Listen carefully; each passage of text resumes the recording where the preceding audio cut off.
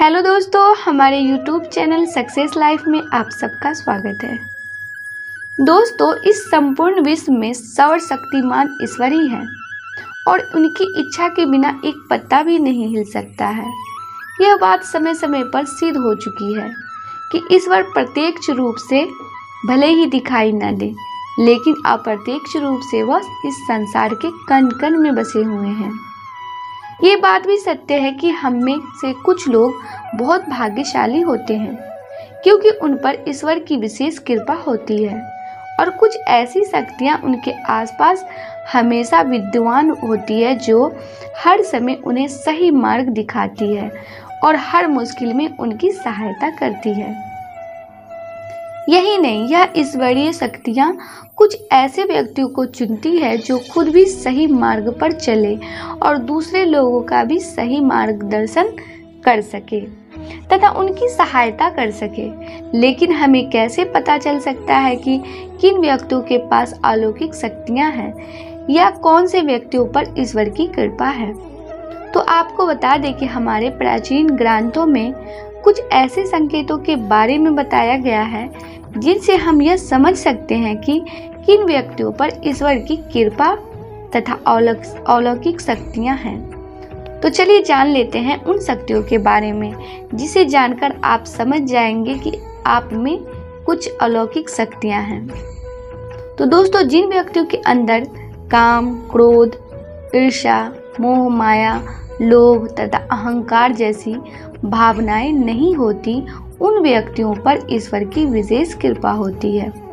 ऐसे व्यक्ति व्यभिचार नहीं करते, उन्हें क्रोध नहीं आता या अपने क्रोध पर काबू रखना आता है।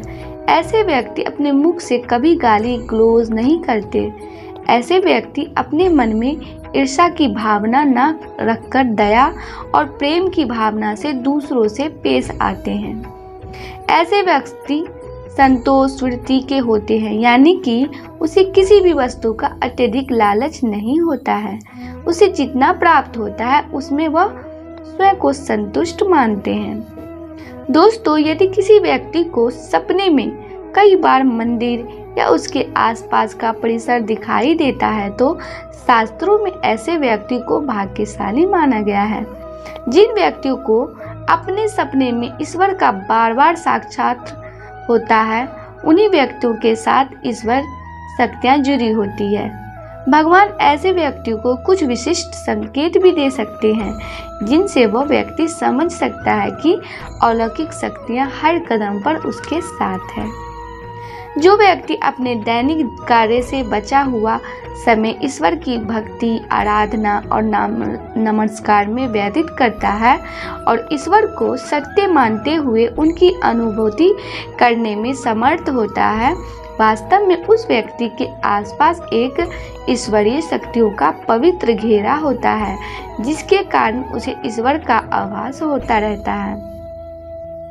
दोस्तों, जो व्यक्ति समाज के प्रति अपना दायित्व समझते हैं और सत्कार्य और पुण्य के काम करते हैं तथा मुसीबत में फंसे लोगों व गरीब और लाचार व्यक्तियों की यथासंभव सहायता करते हैं, आपदा और विपदा के समय मनुष्य तथा पशु पक्षियों की हर तरह से सहायता करते हैं तथा वृद्ध, असहाय और अपंग लोगों की समर्पित भाव से सेवा करना अपना कर्तव्य समझते हैं, ऐसे व्यक्ति वास्तव में समाज के लिए उदाहरण सिद्ध होते हैं। लेकिन आपको यह बता दें कि हर कोई व्यक्ति यह काम नहीं करता है।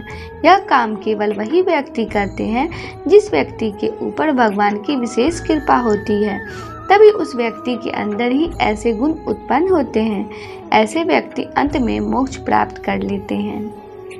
दोस्तों, ईश्वरीय कृपा प्राप्त व्यक्तियों में एक अनोखी शक्ति भी होती है और वह शक्ति पूर्वाभास यानी कि भविष्य में होने वाली कुछ विशेष घटनाओं का पहले ही आभास हो जाता है।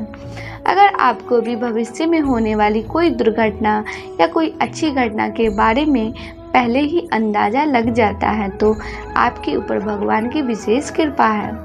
कुछ लोगों को हमेशा अपने आसपास एक विशिष्ट प्रकार की सुगंध का अनुभव होता है। हमेशा सुगंधित फूल, अगरबत्ती, धूप या कपूर जैसे पवित्र सुगंध का झोंका सा हवा में तैरता हुआ महसूस होता है तो यह उसके आसपास ईश्वर की उपस्थिति का संकेत तथा देवी देवताओं का आशीर्वाद होता है। ईश्वर का समय यानी कि ब्रह्मा मुहूर्त सुबह 3:30 से लेकर 5:30-6 बजे तक का समय होता है। हमारे शास्त्र में इस समय को बहुत ही महत्वपूर्ण माना जाता है। ब्रह्मा मुहूर्त को देवताओं का समय माना गया है क्योंकि इस समय के वातावरण में एक सकारात्मक ऊर्जा का संचार होता है।